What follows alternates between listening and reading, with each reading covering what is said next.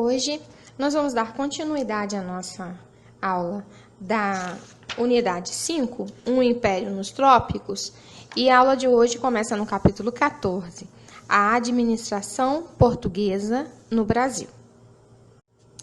Atualmente, o Brasil está organizado da seguinte maneira: 27 divisões administrativas, sendo 26 estados e um Distrito Federal, onde se localiza a capital federal, Brasília, e onde fica instalado o Presidente da República, que governa a nação.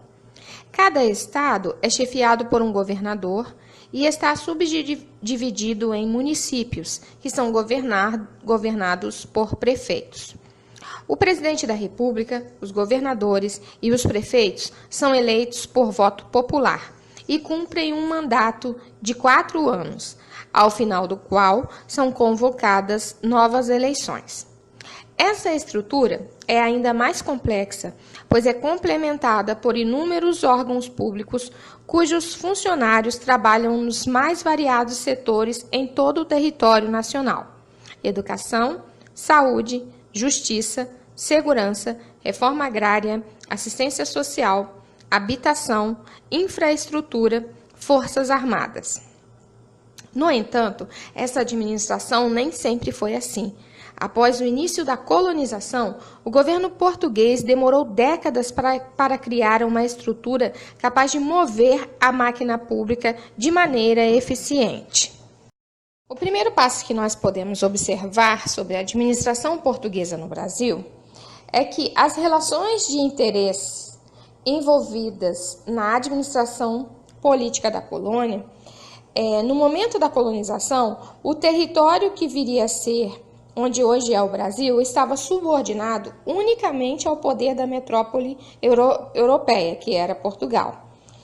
A representação política, nos dias atuais, ela é protagonizada por um sistema que se chama um sistema baseado na representatividade. O que é isso? O povo elege representantes que vão governar de acordo com as ideias que eles acreditam que esses governantes farão. No entanto, a herança colonial permanece incutida nos valores que hoje estão construídos historicamente no Brasil. Esse é o motivo pelo qual muitos setores da sociedade atual ainda lutam pela emancipação de minorias, defendendo políticas de inclusão, de modo de horizontalizar as relações de interesse e poder que busquem dar conta da nossa pluralidade cultural e social. Após a chegada às terras que hoje compõem o Brasil, os portugueses tinham um obstáculo pela frente. O território era desconhecido e grande demais para ser explorado por um país com poucos recursos financeiros e populacionais. Como solução, a coroa portuguesa decidiu entregar a tarefa de exploração a administradores particulares. Em 1534, dividiu a colônia em capitanias hereditárias, 15 faixas de terra que se estendiam da linha imaginária de Tordesilhas até o litoral. As capitanias foram doadas aos capitães donatários, que eram nobres escolhidos pelo rei, que eram encarregados dos gastos com defesa, produção e mão de obra.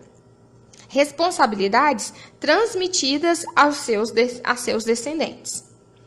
Os donatários tinham o direito de dividir as capitanias em lotes menores e doá-los às pessoas de sua confiança, que, por sua vez, assumiam as mesmas responsabilidades em seus respectivos lotes, que eram chamados de sesmarias. Essa iniciativa poupou o governo português de despesas com a colônia, transferindo-as aos capitães donatários, que eram obrigados a aceitar a oferta do rei. Eles não podiam vender as terras, e caso não cuidassem delas satisfatoriamente, o rei poderia tomá-las e doá-las a outro nobre. O sistema de capitanias foi um grande fracasso. A distância entre elas, assim como entre a colônia e a metrópole, tornava-se tornava as áreas isoladas, o que dificultava sua ocupação e defesa e favorecia aos constantes ataques de indígenas que resistiam à escravidão e à ocupação de seus territórios. Mas a principal razão foi o fato de que os donatários não tinham recursos necessários nem para criar uma estrutura na colônia, nem para explorá-la em busca de minérios, a grande esperança da coroa portuguesa. São Vicente, na região sudeste, e Pernambuco, no nordeste, prosperaram por causa dos recursos financeiros investidos na produção açucareira. O sucesso de São Vicente se deveu, em grande parte, à presença de náufragos e degredados, como João Ramalho e o Bacharel de Cananéia, traficante de escravos indígenas, de quem pouco se sabe, que tinham se estabelecido ali e exerceram um importante papel na intermediação do contato entre a população indígena e os novos senhores da terra. Por causa dos altos custos de manutenção das capitanias, a maioria dos donatários perdeu suas posses por não conseguir administrá-las. Outros morreram em confrontos com os indígenas. Dessa maneira, nós percebemos que o processo de colonização e interiorização da América portuguesa, ele transcorreu de maneira muito lenta, sendo utilizado o sistema que eles chamaram de sesmarias, como forma principal, de distribuição das suas terras.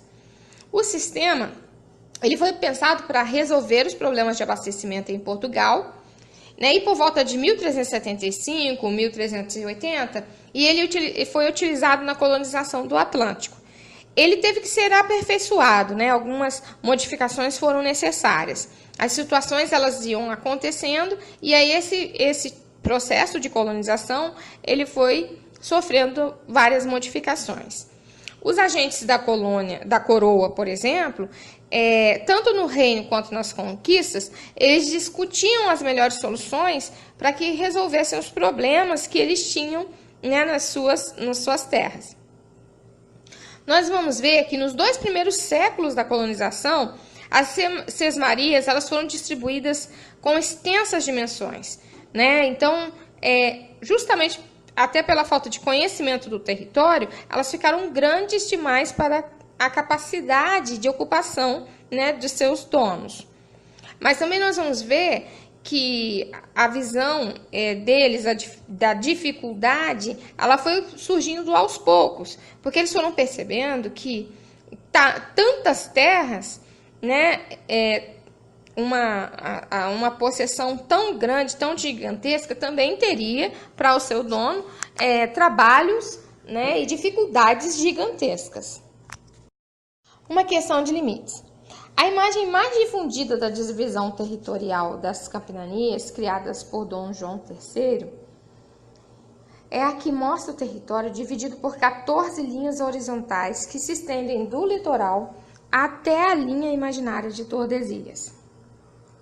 Essa imagem pode dar a impressão de que as capitanias foram entregues aos seus donatários dessa forma, mas de acordo com pesquisas recentes que confrontam os documentos das doações e suas coordenadas, o desenho é uma simplificação.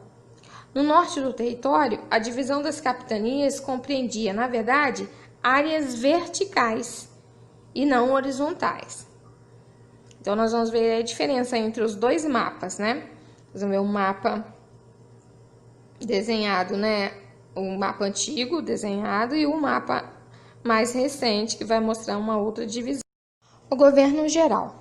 Com o fracasso do sistema das capitanias hereditárias, e principalmente diante do risco cada vez mais concreto de ocupação do território por outros reinos europeus, a coroa portuguesa criou o governo geral em 1549.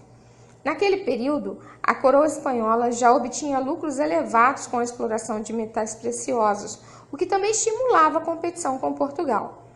O governo geral tinha 2 vantagens. Uma nova estrutura administrativa passou a organizar diversos aspectos da vida na colônia e a vinda de pessoas qualificadas em diversas funções que não teriam chegado aqui se não fossem trazidas pelo governo. Com essa iniciativa, a coroa desistia de entregar a ocupação e defesa do Brasil a terceiros e assumir a responsabilidade de financiar e organizar sua colônia no Novo Mundo.